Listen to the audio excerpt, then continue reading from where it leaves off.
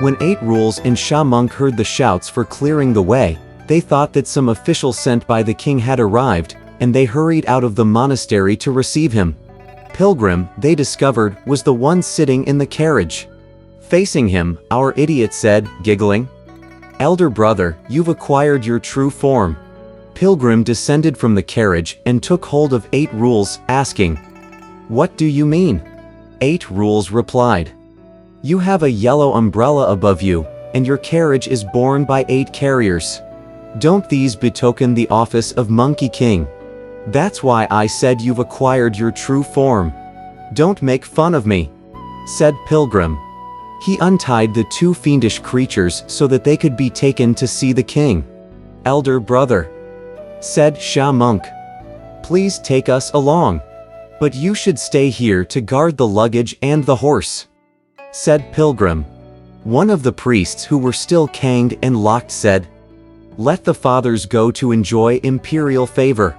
We will remain here to watch your things." "In that case," said Pilgrim, "let us go report to the king first. Then we'll come to free you." 8 Rules grabbed one of the fiendish thieves, while Sha Monk took hold of the other. The great sage son climbed into the carriage as before. The entire entourage returned to court with the fiendish thieves in custody. In a moment, they arrived before the white jade steps to address the king. "We've brought the fiendish thieves here." Coming down from his dragon couch, the king led the Tang monk and the various officials, both civil and military, to look at the fiends. One had pouchy jowls and black scales, a pointed mouth and sharp teeth, while the other had smooth skin and a huge belly, a large mouth and long whiskers. Though they had legs that could walk, they barely looked human. "Where are you from, monster spirits?" asked the king. "And in what year did you invade our domain to steal our treasure? How many thieves are there altogether, and what are their names?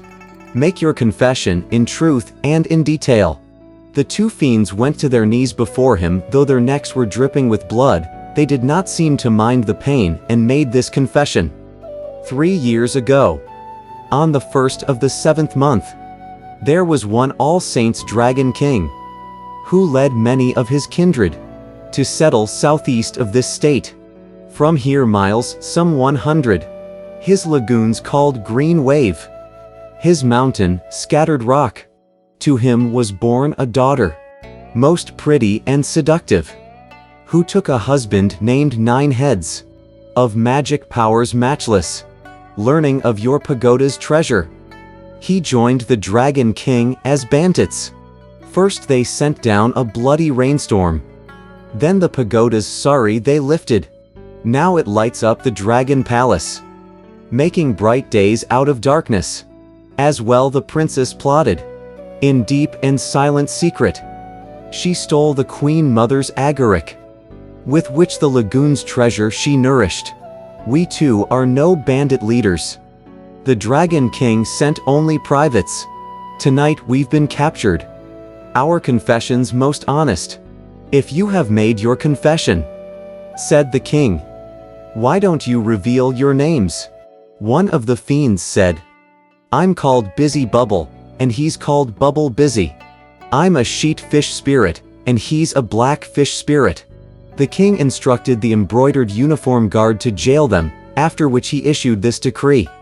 The monks of the Golden Light Monastery will be freed at once from their cangs and locks.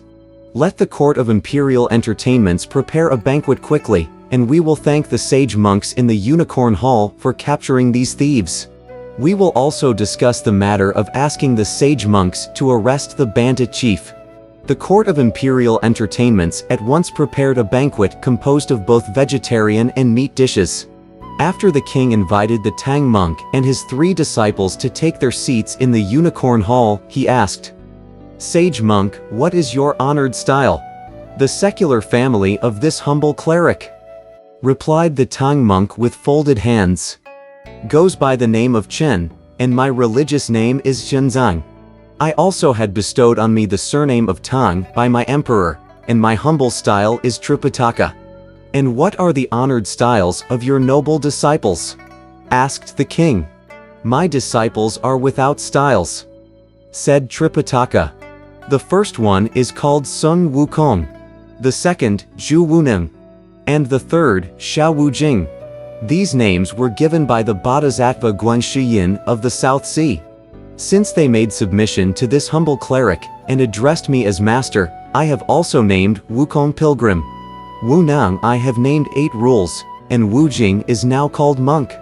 When he finished speaking, the king asked Tripitaka to take the head table, Pilgrim Sid to take the side table to his left, and Zhu 8 rules with Sha monk to take the side table to his right. Spread upon the tables were all vegetarian foods, fruits, teas, and rice. Facing them, the king took the table that had on it meat dishes, while the rest of the civil and military officials occupied over 100 tables down below, all with meat dishes.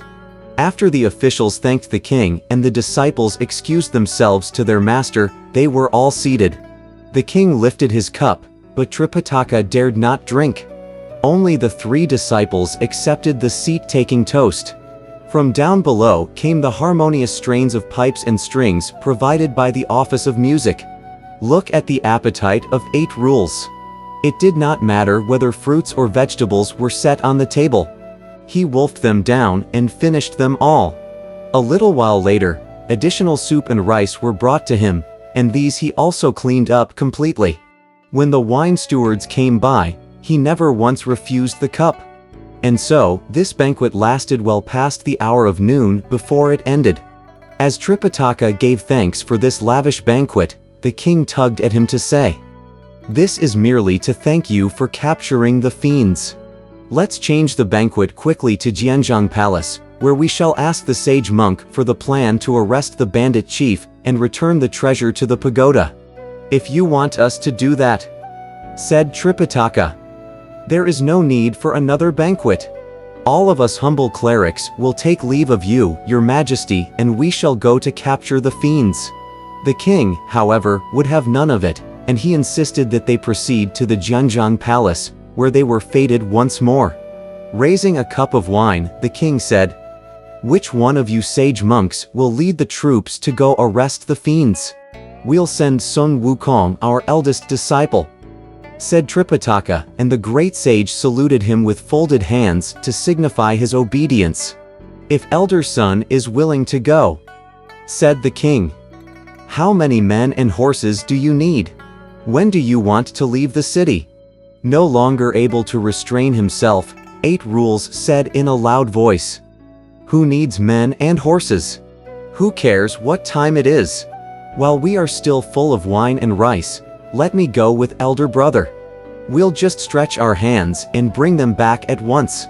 Highly pleased, Tripitaka said, "You're quite diligent nowadays, 8 rules.